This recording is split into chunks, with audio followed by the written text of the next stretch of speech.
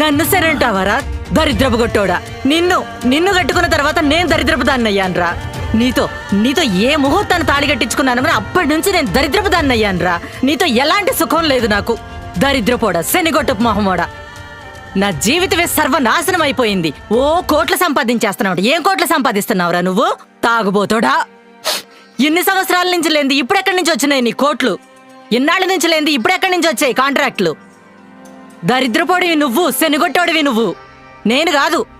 నా బతుకు నాశనం చేశావు.